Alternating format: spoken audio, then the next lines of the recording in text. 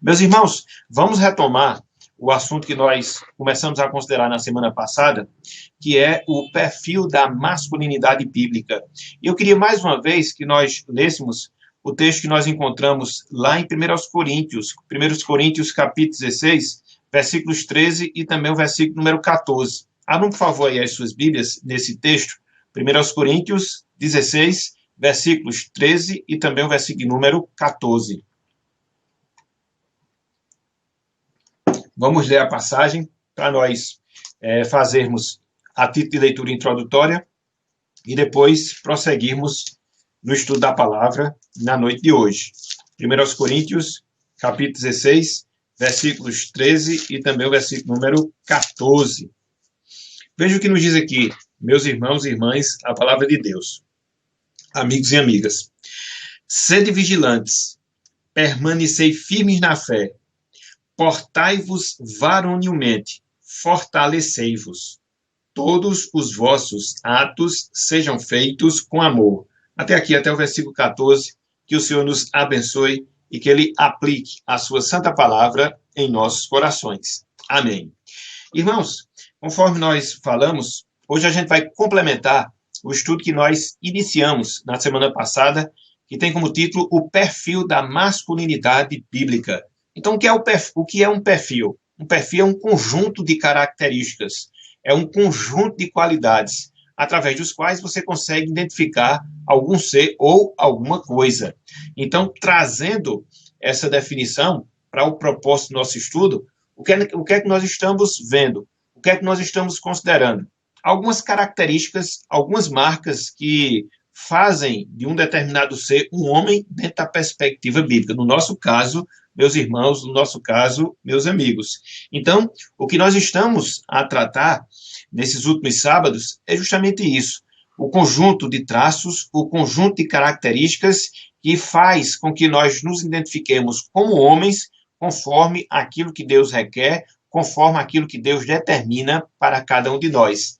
E conforme nós dissemos na semana passada, a fonte de onde nós extraímos esse perfil, essas características, é justamente do livro de Gênesis, em especial, porque ali nós vemos a formação do homem, ali nós vemos alguns detalhes relacionados a essa formação, e dentro da consideração desses detalhes, visualizamos esses traços que nos marcam como homens dentro da perspectiva do nosso Deus. Então, esse estudo ele é necessário e ele é importante para nós que somos homens, independente da nossa idade, sejam os mais novos, sejam os mais experientes, para que nós aprendamos o nosso papel. Se porventura nós já vivenciamos o nosso papel, que a gente possa cada vez mais vivenciá-lo na nossa vida e ajudar outras pessoas a também vivenciá-los, sobretudo aqueles que são mais jovens. Se nós não somos homens, esse estudo também se faz necessário para que nós entendamos aquilo que Deus requer dos homens e, assim como mulheres, possamos ajudá-los nesse propósito, seja em oração, seja em instrução, sobretudo dos homens mais novos, das nossas crianças, para que eles possam crescer já com essa formação e, assim, poderem se harmonizar aquilo que a Bíblia recomenda, aquilo que a Bíblia requer de cada um de nós. Então, na semana passada, a gente considerou pelo menos 3 desses traços, pelo menos 3 dessas características. O homem, dentro da perspectiva bíblica, é aquele ser responsável, responsável pelos seus atos, responsável pelos atos das pessoas que estão sob sua responsabilidade. Isso é ser homem no sentido bíblico. Em segundo lugar, o homem, no sentido bíblico, é aquela pessoa que domina, que exerce a sua liderança, sobretudo considerando o mandato cultural que Deus nos dá, para que a gente possa desenvolver o mundo criado por Ele, para a sua glória, para o seu louvor. E vimos que o homem, dentro da perspectiva bíblica, é aquela pessoa que serve aos seus, através do seu trabalho, através do desempenho da sua função, para que dessa forma ele possa espelhar também traços do seu Criador, no caso do nosso Deus. Então, foram pelo menos 3 desses traços, 3 dessas características que nós trabalhamos na semana passada. E conforme eu disse aos irmãos e às irmãs, nós teremos algumas outras que iremos concentrar nossa atenção na noite de hoje e assim podermos avançar em relação a esse assunto. E aí você pode perguntar, além da responsabilidade, além do domínio, além do serviço, quais são os outros traços que formam o perfil da masculinidade bíblica? Em quarto lugar, a masculinidade bíblica ela é caracterizada pela proteção. Em quarto lugar, o perfil da masculinidade bíblica ele é caracterizado pela proteção. Homens são homens porque protegem. Homens são homens porque exercem a responsabilidade da proteção sobre aquelas pessoas que estão sob sua custódia, que estão sob sua responsabilidade. Então, falar em masculinidade, falar em ser homem, é falar da proteção a que nós somos obrigados para que assim nós nos adequemos à vontade de Deus, à vontade do Senhor para as nossas vidas. Então, nós podemos dizer que ser homem consiste em ter o desejo, ser homem consiste em fazer o uso de todos os nossos recursos, inclusive da nossa força, para quê? Para proteger os indefesos que estão ou não sob nossa responsabilidade. Então, sobre proteção, a gente pode dizer justamente isso, que ser homem, nessa quarta característica, consiste em ter o desejo, consiste em fazer uso de todos os recursos, inclusive se for o caso de força física, para a proteção das pessoas indefesas. É o exercício da proteção, é a característica da masculinidade também, segundo a vontade do Senhor. É interessante porque quando nós analisamos, melhor dizendo, até mesmo a constituição física do ser humano, em especial a constituição física do homem, nós já entendemos facilmente que um dos propósitos de nós sermos mais fortes, de nós sermos mais robustos, sob ponto de vista físico, é que nós possamos justamente pegar a nossa força e aplicá-la na defesa das pessoas indefesas, das pessoas que estão sob nossa responsabilidade. Quando nós olhamos, meus irmãos, quando nós olhamos, meus amigos, a Bíblia, a gente percebe que ela é muito clara nesse sentido, mostrando-nos em vários momentos esse princípio. Que princípio? Que a masculinidade ela é definida por esse senso de proteção que deve ser visto em nossas vidas. Quando nós olhamos, por exemplo, para o Antigo Testamento, o que é que nós observamos ali? Observamos que quando Deus ele forma a nação de Israel e quando ele está prestes a assentar essa nação na Terra Prometida, na verdade, um pouco antes, ele forma exércitos para que Israel pudesse lutar com as nações inimigas. E a formação desse exército, ela servia também para proteger os próprios israelitas, sejam mulheres, sejam crianças. Então, aos homens foi designado justamente esse papel. E desde o Antigo Testamento, na própria formação do exército de Israel, a gente já percebe esse princípio, essa verdade sendo colocada. Mas não só isso. Quando a gente vai ver o Novo Testamento, a gente observa que as igrejas de Cristo, Deus exorta. Para quê? Para que os homens dessas igrejas fossem corajosos e, em virtude de serem corajosos, desempenhassem essa função de protetores. Esse texto mesmo que a gente viu na nossa introdução, de 1 Coríntios 16, versículos 13 e 14, é um exemplo disso. Quando Paulo ele exorta aos coríntios para que aqueles irmãos se portassem varonilmente, literalmente falando que eles se portassem corajosamente. E a coragem ela é exercida dentre vários momentos na proteção. Então veja como a proteção ela está diretamente relacionada à masculinidade, o ser homem, dentro dessa perspectiva. Mas não só isso. Quando você olha, por exemplo, também no Novo Testamento, você vai ver que Deus ele constitui lideranças masculinas para que essas lideranças protegessem o rebanho de Cristo, a igreja de Cristo aqui na terra. Lá no livro de Atos dos Apóstolos, capítulo 20, versículo 28, quando o apóstolo Paulo ele se dirige aos presbíteros de Éfeso, ele fala justamente nesses termos, que aqueles irmãos, que aquelas lideranças, homens, eles pudessem exercer a sua liderança dentre várias formas na proteção da igreja de Cristo aqui na terra. Então, veja que é um papel delegado de Deus para os homens, seja como nação de Israel, seja como igreja, seja como liderança. Então, em todos esses aspectos, a gente observa o mesmo princípio. Que princípio? Os homens funcionando como protetores. E se não bastasse, todos esses exemplos que nós acabamos de dizer, a gente vê o principal dos exemplos. A gente vê o principal do modelo de masculinidade exercendo a proteção, que é quem? Que é o próprio Senhor Jesus Cristo. Foi isso que ele fez, entregando a sua própria vida para que assim pudesse salvar e remir a sua igreja, para que assim pudesse salvar e remir o seu povo. Então, Cristo, ele protegeu a sua igreja, Cristo, ele protegeu o seu corpo aqui na terra, se oferecendo, se dando, se entregando, dando a sua própria vida para esse fim. Então, Cristo, como homem perfeito, ele segue, arrisca esse padrão. No caso específico, o padrão da proteção. Olhem só, meus irmãos, olhem só, meus amigos, o que o apóstolo Paulo ele nos fala lá em Efésios capítulo 5, dentro desse princípio, dentro dessa verdade. Abram, por favor, Efésios capítulo 5. A gente vai ver apenas dois textos do capítulo 5 de Efésios, que é o versículo número 25 e também o versículo número 29. Eu até pulei, né, alguns textos aqui, fiz só menção a eles. Depois vocês podem procurar nas suas Bíblias e verem, por exemplo, a formação do exército de Israel, para que pudesse proteger a nação, incluindo mulheres e crianças, está lá em Números, capítulo 1, versículos 2 e 3. A exortação que Deus faz à sua igreja para que os homens fossem corajosos e assim defendessem a sua igreja, está lá em 1 Coríntios 16, 13. E a exortação que Deus faz aos líderes da igreja que protegessem as suas respectivas igrejas, está lá em Atos, capítulo 20, versículo número 28. Então, em todos esses níveis, a gente vê a exortação à proteção sendo dirigida a quem? A mulheres? Não, dirigida a homens. E aqui a gente vai ver o exemplo de Cristo também nesse sentido. Efésios capítulo 5, versículos 25 e também o versículo número 29. Olhem só o que nos diz aqui a palavra do Senhor. Efésios 5, 25.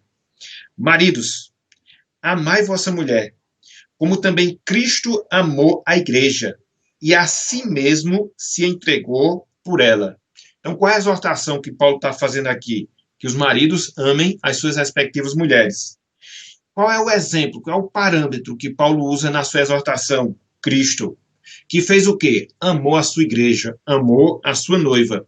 E o amor de Cristo em relação à sua igreja, o amor de Cristo em relação à sua noiva, ele foi tão intenso que levou o próprio Cristo a se entregar pela sua igreja, a entregar-se à sua igreja, ou seja, a proteger a sua igreja com a sua vida, proporcionando-lhe salvação. Olha só que exemplo interessante, olha só que exemplo formidável nós encontramos. E um pouco mais adiante, lá em Efésios capítulo 5, versículo 29. Olhem só o que Paulo continua dizendo aqui nesse texto. Ele fala, porque ninguém jamais odiou a própria carne. Antes a alimenta e dela cuida, como também Cristo o faz com a igreja. Então, mais uma vez, Paulo ele está exortando os esposos e está utilizando como parâmetro Cristo, e aqui ele mostra o trabalho contínuo que Cristo faz em relação à sua igreja. Ele cuida, ele protege, ele guarda a sua igreja. Da mesma forma, os homens devem fazer com as suas respectivas esposas.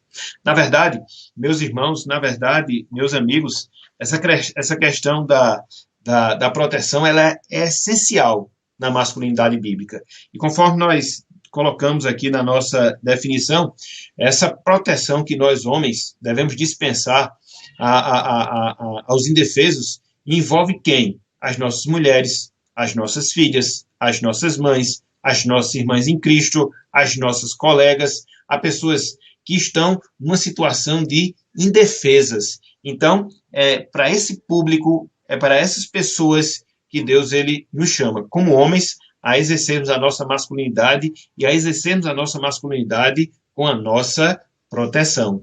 Isso parece até um contrassenso, sobretudo nos dias em que nós estamos vivendo, onde nós observamos um certo acovardamento por parte dos homens. Às vezes uma situação de risco, às vezes uma situação de perigo, e muitas vezes as pessoas se omitem de ajudar, muitas vezes as pessoas se omitem de proteger para que elas não se envolvam numa determinada situação. Isso é errado, meus irmãos. Isso é errado, meus amigos. O ser homem, ele envolve justamente esse aspecto, o risco que nós devemos ter da nossa própria vida em favor daqueles que são indefesos. Então, isso soa um tanto quanto hoje como uma coisa irracional, né? Como é que pode, sobretudo nesse mundo de hoje, mas o ser homem, ele envolve justamente esse aspecto.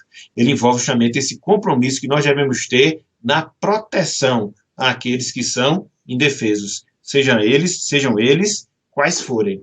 Porque quando nós olhamos, por exemplo, para o Jardim do Éden, a gente observa que Adão, ali naquele contexto, antes do pecado, e na verdade, como uma explicação, a própria queda, o próprio pecado em si, a gente percebe que foi justamente nesse aspecto que ele acabou errando.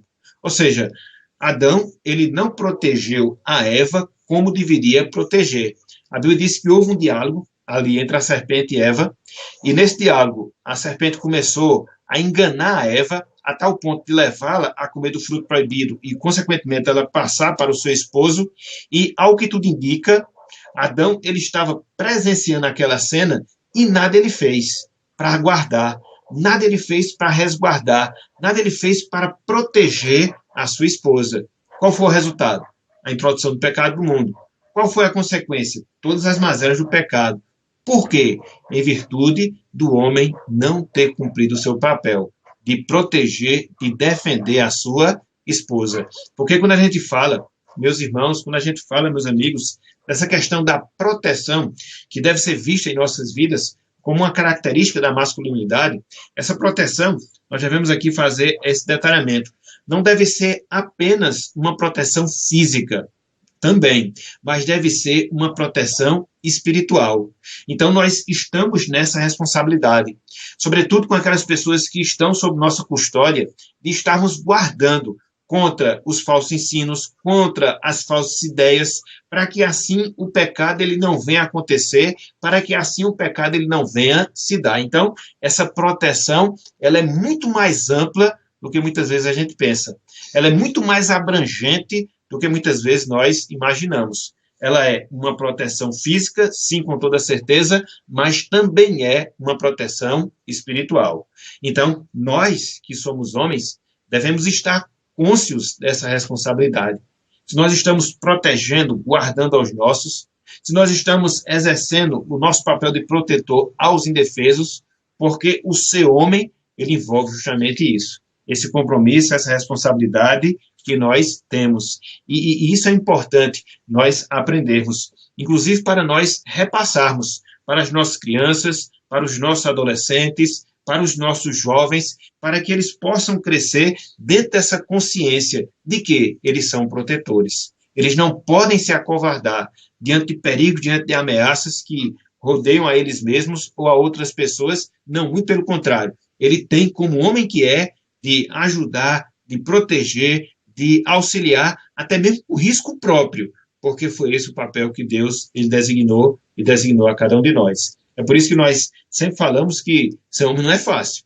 E, sobretudo, quando você vai ver o ser homem na perspectiva bíblica, dentro da cosmovisão bíblica, envolve tudo isso que nós estamos considerando. E, em especial, a questão da proteção. Então, fica essa indagação para cada um de nós. Será que eu estou agindo como um protetor?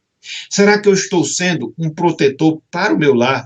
Seja em relação à minha esposa, seja em relação aos meus filhos? Será que eu estou sendo um protetor, inclusive dentro da sociedade, quando muitas vezes, diante de situações de perigo, de risco, eu me exponho tentando proteger a uma determinada pessoa que esteja numa condição de ser indefesa? Será que eu estou sendo um protetor no meu ambiente de trabalho? Então, tudo isso envolve, meus irmãos, o ser homem.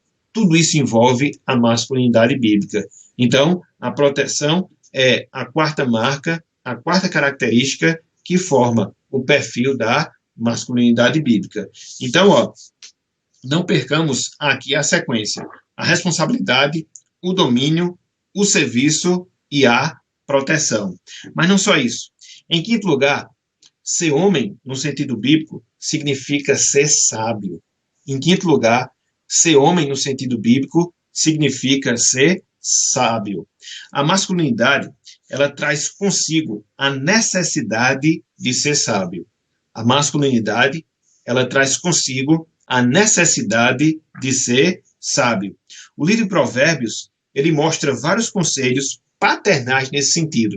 É bem interessante porque quando você vê o livro de Provérbios, sobretudo quando você vê os capítulos iniciais do livro de Provérbios, você observa ali facilmente que aqueles capítulos iniciais são conselhos de um pai em relação a um filho.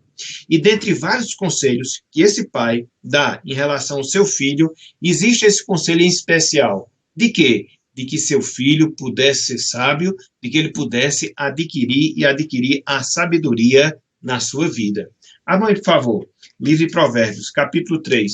Vamos ler pelo menos um trecho, versículos 21 até o versículo 22. Provérbios 3, versículos 21 e também o versículo número 22.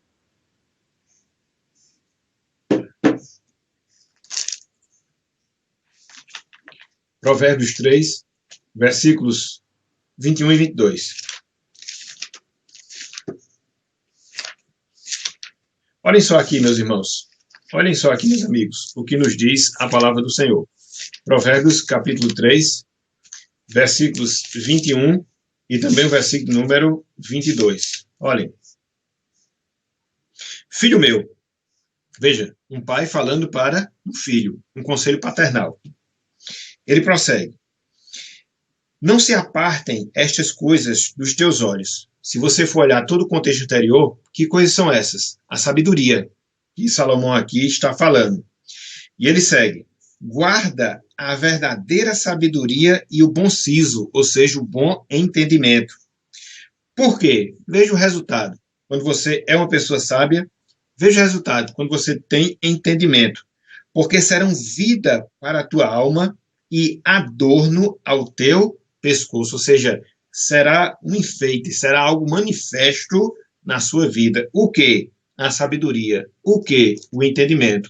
E aí, se você for fazer uma análise no livro de Provérbios, logo na parte inicial, você vai observar essa mesma exortação sendo feita por parte de Salomão ao seu filho, no capítulo 2, versículo de 1 até versículo 3, 6, no capítulo 3, versículo de 1 até versículo 2, no capítulo 4, versículos de 1 até o versículo 2. Então, em todos esses textos, qual é o conselho? Seja sábio. Qual é o conselho? Busque sabedoria. Um pai ensinando, um pai aconselhando ao seu filho homem. Então, o que é que isso nos ensina? Que a masculinidade ela é marcada também pela sabedoria. É interessante aqui nós podermos conceituar sabedoria. Via de regra, as pessoas fazem uma certa confusão quando elas ouvem a palavra sábio ou a palavra sabedoria. Via de regra, as pessoas entendem que ser sábio é você ter um grande acúmulo de conhecimento. Não necessariamente. O ser sábio, ele está diretamente relacionado com a aplicação adequada do conhecimento que você adquire na vida, em especial o conhecimento bíblico, em especial o conhecimento da palavra de Deus.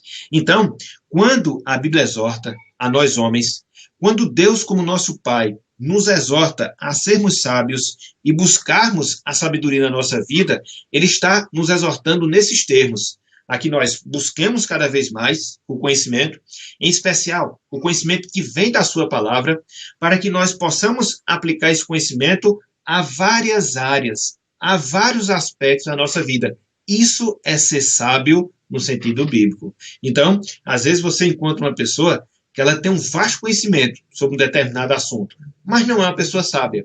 Por quê? Porque ela não sabe aplicar todos os seus conceitos, ela não sabe aplicar o seu conhecimento, ela não sabe aplicar o seu conteúdo nas áreas específicas da sua vida, seguindo aquilo que Deus determina, seguindo aquilo que Deus requer para cada uma delas. Por isso, a necessidade que a gente tem, com a sabedoria, de juntar duas coisas que são fundamentais. A primeira, conhecimento. A segunda, prática. Um sábio é uma pessoa que une essas duas coisas. Ele tem conhecimento e vivencia esse conhecimento. Ele tem um conhecimento e pratica esse conhecimento. Às vezes, esse conhecimento não é nem tão profundo assim, mas ele é o suficiente para que ela possa aplicar a várias situações da sua vida e assim estar sempre cumprindo a vontade de Deus no seu viver. Então, ser homem significa ter sabedoria. Ser homem significa buscar cada vez mais essa sabedoria. É interessante porque quando você tem essa sabedoria na sua vida, quando você é uma pessoa habilidosa na aplicação do conhecimento, quando você é uma pessoa sábia, isso vai ajudar, inclusive no exercício da força que porventura você vai fazer em relação à sua vida. A gente viu que no item anterior, um dos perfis da masculinidade bíblica é nós sermos protetores. E nós fomos feitos fortes também para isso. Mas se você for forte em si, no sentido físico, se você for aquela pessoa que tem até o desejo de proteger, mas não tiver a sabedoria, de nada vai adiantar. Essas duas coisas elas têm que andar juntas. A força com a sabedoria, o estímulo à proteção com a sabedoria, para que assim a gente venha aplicar corretamente em nossas vidas. Então, é requerido a nós que somos homens, a quê? A cada vez mais desenvolvermos a nossa sabedoria, a cada vez mais desenvolvermos o nosso conhecimento. E onde é que a gente vai ter como fonte para a obtenção dessa sabedoria? Onde é que a gente vai ter como fonte para a obtenção desse conhecimento? A palavra de Deus, ou tudo aquilo que está relacionado à palavra do Senhor. O ser homem, ele consiste justamente nesse aspecto, de nós nos aplicarmos à leitura, de nós nos aplicarmos ao estudo, de nós nos aplicarmos à meditação, de nós nos aplicarmos ao aprendizado, para que assim, de fato, nós possamos ser pessoas sábias em nossas vidas. Olhem só, meus irmãos, olhem só, meus amigos, o conselho que o apóstolo Pedro nos dá na sua primeira carta, capítulo 1, versículo 13. Abra aí, por favor. 1 de Pedro, capítulo 1, versículo 13. Olha só essa chamada à sabedoria que a Bíblia aqui nos faz. Diz o seguinte a palavra: por isso, cingindo o vosso entendimento, sede sóbrios e esperai inteiramente na graça que vos está sendo trazida na revelação de Jesus Cristo. Olha aqui a exortação. E nós devemos cingir o nosso entendimento. O que é isso na prática? E nós devemos procurar a obtenção da sabedoria. E nós devemos procurar obter o conhecimento que vem de Deus. E assim poder estar ocupando a nossa mente com esse conhecimento, para que assim nós possamos aplicá-lo em nossas vidas. Então, meus irmãos, Deus, ele requer que nós façamos isso. Ou seja, que nós busquemos o seu conhecimento, busquemos a sua palavra, nos apliquemos à leitura, nos apliquemos à leitura de bons livros bíblicos, para que assim nós possamos apresentar a sabedoria em nossas vidas. E essa é a grande herança que nós passamos para os nossos. Essa é a grande bênção que nós passamos para as futuras gerações. Esse interesse pela leitura, esse interesse pelo estudo, para que assim nós possamos formar uma nova geração sábia e que assim possa desempenhar corretamente a masculinidade bíblica. Então, qual é o quinto perfil ou qual é a quinta característica que marca a masculinidade bíblica? A sabedoria. Somos homens, por isso nós devemos ser sábios. Somos homens, por isso nós devemos buscar a sabedoria. Não é que as mulheres, pelo fato de serem mulheres, não têm essa responsabilidade. Não, jamais. Elas têm essa responsabilidade. Agora, esse papel, esse ofício, Deus nos chama prioritariamente a realizá-lo. Deus nos chama prioritariamente a desempenhá-lo nas nossas vidas. De sermos essas pessoas sábias, de buscarmos essa sabedoria, para que assim nós saibamos nos comportar e dirigir aqueles que estão sob nossa responsabilidade. Então, é esse o papel também que Deus nos chama e nos chama a cada um de nós. Ok? Então, nós somos homens, por isso nós devemos ser responsáveis. Nós somos homens, por isso nós devemos dominar, liderar. Nós somos homens, por isso nós devemos desempenhar serviço, trabalho. Nós somos homens, precisamos proteger. Nós somos homens, nós precisamos ser sábios. Mas eu queria colocar aqui uma sexta característica que forma esse perfil da masculinidade bíblica, ou seja, a glória divina. O que eu quero dizer com isso? Que ser homem, no sentido bíblico, é você manifestar, é você resplandecer no seu viver a glória de Deus. Olhem só o que o apóstolo Paulo fala lá em 1 Coríntios, capítulo 11, versículo 7. Abra aí, por favor. 1 Coríntios, capítulo 11, somente versículo 7. somente o versículo número 7. Olhem só o que nos diz aqui a palavra do Senhor. Olhem só, porque, na verdade, o homem não deve cobrir a cabeça, por ser ele a imagem e glória de Deus, mas a mulher e glória do homem. Eu vou repetir, porque, na verdade, o homem não deve cobrir a cabeça, por ser ele a imagem e glória de Deus, mas a mulher é glória do homem. Então, o que é que você vê aqui? Tirando essa discussão em relação à questão da utilização do véu, eu não vou entrar no mérito. O que é que você vê aqui? O ensino do apóstolo Paulo, mostrando essa verdade. Que verdade?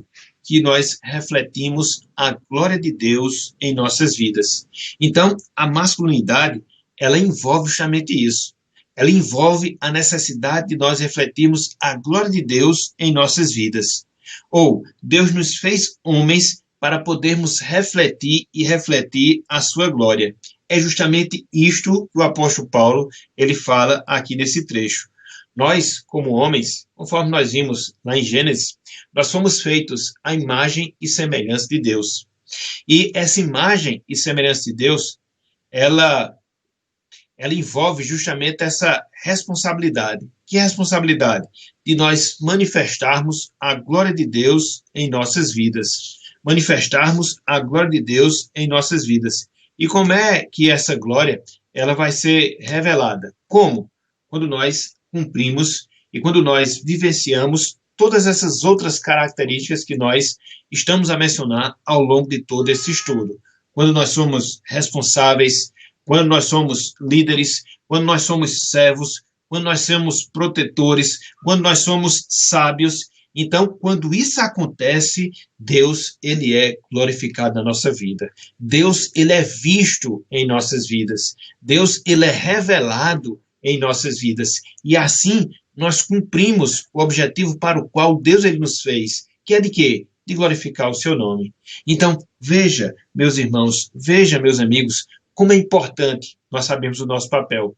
E mais importante ainda, nós desempenharmos esse papel na nossa vida. Porque na medida em que nós assim agimos, na medida em que nós assim procedemos, Deus ele estará sendo visto em nós. Estaremos irradiando a sua glória, refletindo a sua glória, e ele será conhecido através das nossas vidas. Porque foi com esse objetivo que ele nos fez, é para essas finalidades que ele nos ordena, e é isso que deve ser visto em nossas vidas. Então, a glória de Deus, ela acaba sendo refletida quando nós vivenciamos essas características na nossa vida. A responsabilidade, o domínio, o trabalho, a proteção e também a sabedoria. Então, tudo isso vai ter como ao final a revelação da glória de Deus. E é interessante, porque quando nós consideramos esse aspecto, a gente percebe como ele se confirma facilmente na pessoa de Cristo. Cristo, meus irmãos, Cristo, meus amigos, ele foi homem perfeito. Cristo, ele vivenciou perfeitamente a masculinidade, quer seja ao longo da sua vida, quer seja ao longo do ministério que ele, Cristo, desempenhou enquanto esteve aqui conosco, enquanto esteve aqui na terra. Cristo, ele assumiu a responsabilidade que Deus lhe deu de vir aqui à terra e de poder, através da sua vida, propiciar o nosso pecado e nos proporcionar salvação. Cristo, ele desempenhou corretamente a masculinidade quando ele tomou a iniciativa de se encarnar, quando ele tomou a iniciativa de iniciar o seu ministério, quando ele tomou a iniciativa de ir à cruz e lá na cruz consumar pela sua morte a obra da salvação. Cristo, através da sua vida, Cristo, através do seu ministério, ele nos serviu. Ele nos serviu quando ele ensinou a palavra, ele nos serviu quando ele revelou a sua bondade, a sua caridade, através dos milagres que ele realizou. Cristo, ele nos serviu quando ele se entregou na cruz do Calvário para poder pagar o preço pelo nosso pecado. Então, Cristo é o exemplo perfeito de masculinidade. Ao fazer isso, ao entregar a sua vida lá na cruz, ele estava nos guardando, ele estava nos protegendo desse mundo mau, nos guardando da condenação, para que assim nós pudéssemos experimentar a vida eterna. Cristo, ao longo da sua vida aqui na Terra, sobretudo através de seu ministério, ele demonstrou ser a pessoa sábia, perfeitamente sábia, na maneira como ele ensinava a palavra, na maneira como ele retrucava os seus opositores, na maneira como ele ensinava o evangelho. Então, tudo que a gente viu, né, dessas 5 características que marcam o perfil da masculinidade bíblica, a gente vê perfeitamente na pessoa de Cristo. Por isso, a nossa afirmação anterior, Cristo é o exemplo de masculinidade perfeita. E ele nos exorta a nós andarmos nos seus passos. E na medida em que nós, homens, procuramos andar nos passos da masculinidade de Cristo, nós iremos reproduzir o seu caráter. E da mesma forma que ele, Cristo, glorificou a Deus, nós também glorificamos ao Senhor. Veja que tudo na nossa vida vai ter sempre como alvo apontar para Cristo. Então, até mesmo essa questão da masculinidade, dentro da visão bíblica, ela vai fazer com que nós alcancemos esse alvo, com que nós alcancemos essa finalidade de refletirmos o caráter de Cristo e automaticamente refletirmos a glória de Deus no nosso viver. Então, é por isso que nós temos esse desafio. É por isso que a Bíblia nos chama a desempenharmos a nossa masculinidade para que assim Deus ele venha a ser e venha a ser glorificado na nossa vida. Portanto, meus irmãos, meus amigos, nesses 2 sábados, o que nós vimos foi justamente isso. Essas 5 características, na verdade são 6, né? Esses 6 traços que marcam a nossa masculinidade. E não esqueça, a nossa responsabilidade, o nosso domínio, o nosso serviço, a nossa proteção, a nossa sabedoria e também o refletir da glória de Deus no nosso viver. Então, o que é que fica para a gente em termos de lição? O que é que fica para a gente em termos de aplicação? Que nós devemos, nós como homens, refletirmos sobre a nossa vida, avaliando se nós estamos ou não desempenhando a nossa masculinidade no sentido bíblico. Se nós tivermos, louvado seja Deus, que a gente intensifique ainda mais. Se nós não tivermos, o que é que nos resta? Pedir perdão a Deus, clamarmos pela sua misericórdia, nos voltarmos para a sua palavra, para que, através da sua palavra, a gente possa se adequar àquilo que Deus requer de nós e assim vivenciarmos a sua masculinidade nas nossas vidas. E uma vez que nós somos homens, o que é que nós devemos fazer? Devemos instruir aos nossos filhos. E quando eu falo os nossos filhos, eu me refiro especificamente falando os nossos filhos homens. Para quê? Para que nós possamos imprimir o caráter da masculinidade também na sua vida.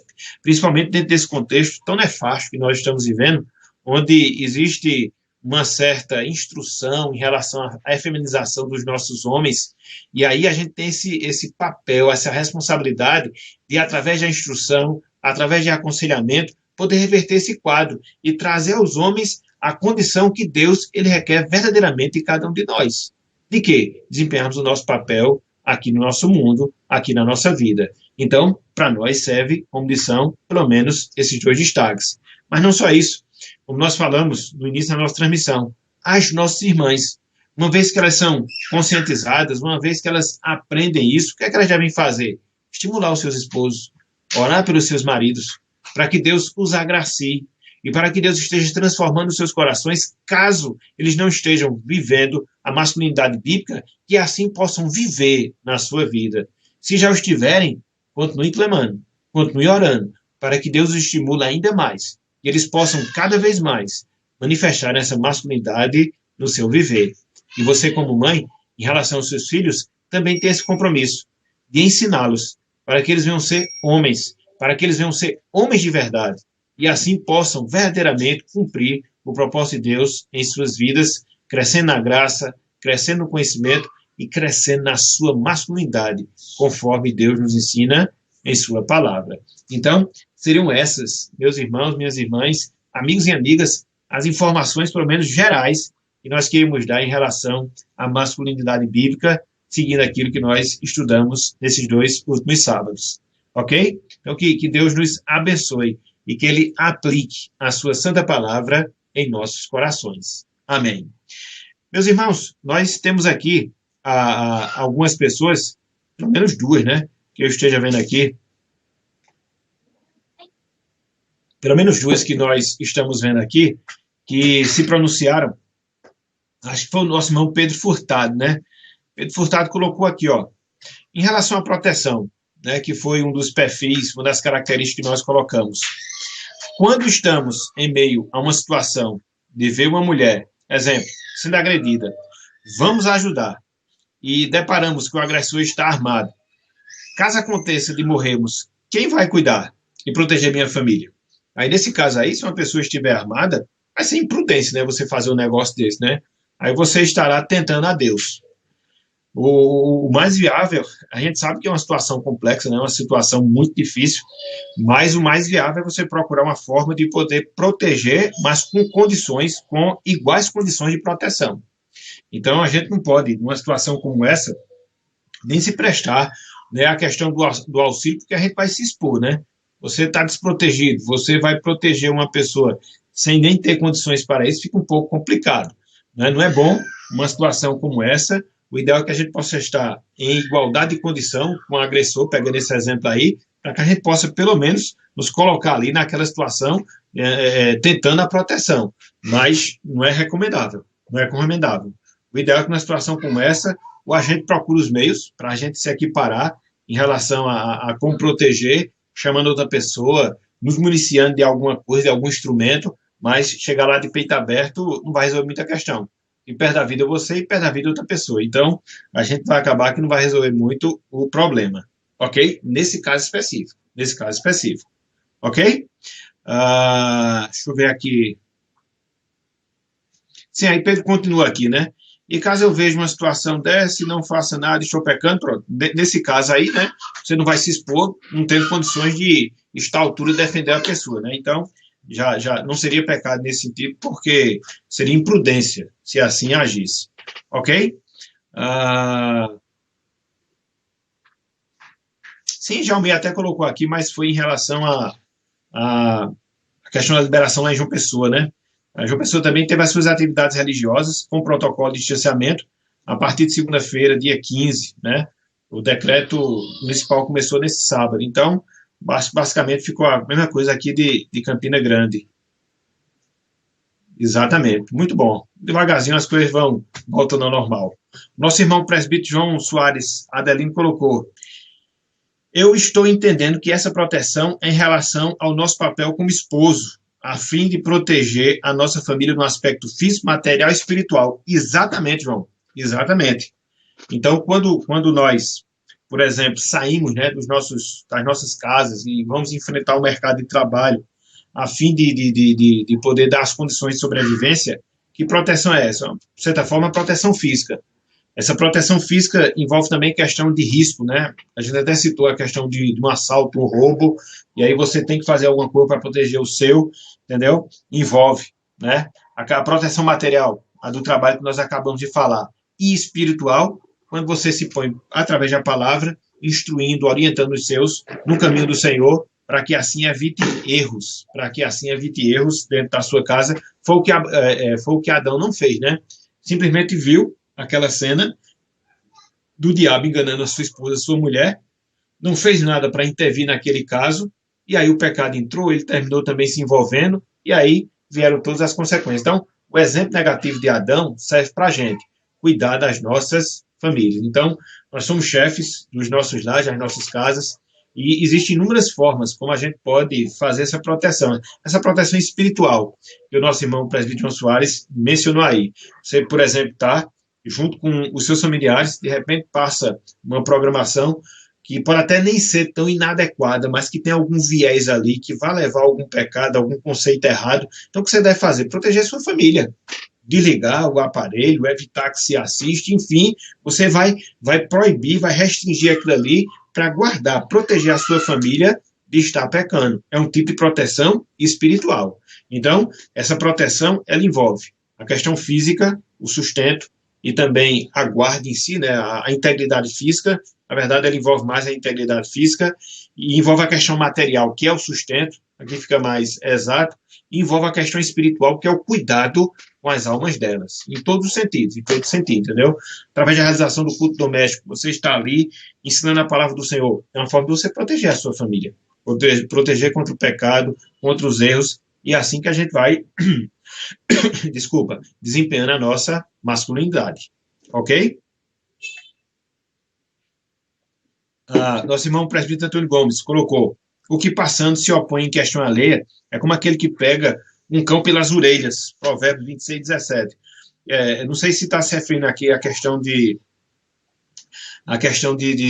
você ver uma situação como essa, uma pessoa indefesa, né, e de você, entre aspas, né, se intrometer nessa questão. Não sei se foi por isso aí que esse texto ele se aplica. De fato, você observa, né, essa exortação de nós não nos intrometermos em questões alheias. A grande questão que fica é que questão é essa, né? Às vezes você pode ter uma pessoa aí que esteja discutindo, né? As pessoas discutem muito, né? Futebol, política, não sei o quê. A necessidade de você se intrometer? Realmente não. Aí é como diz o autor sagrado, é você está pegando um cão pelas orelhas ali, querendo, você termina se prejudicando nesse sentido. Mas se você vê uma pessoa maltratando outra, você vai agir com indiferença? Você vê um adulto, por exemplo, maltratando uma criança, você vai agir de maneira indiferente? Eu não vejo que haja espaço bíblico para a gente agir dessa forma. A gente teria que intervir dentro de uma situação como essa. Então, há casos e casos. Né? Entendo que o texto de Provérbios ele se refere a isso, né? De você estar se intrometendo em questões que muitas vezes não lhe diz respeito. Agora, quando isso envolve a vida, que não é esse o contexto de Provérbios, eu acredito que a gente tem que se expor, né? Para poder ajudar e assim poder auxiliar a pessoa. É o que está incluído no mandamento não matarás, né? O mandamento ele envolve não só você tirar a vida, mas o mandamento envolve também você preservar a vida. Então, no caso em que vidas não estão sendo preservadas, você tem que intervir, porque assim você estará cumprindo o mandamento. Então, dentro dessa perspectiva mais ampla em relação a esse aspecto. Que o Senhor nos abençoe e nos conceda mais uma noite na sua presença. Amém.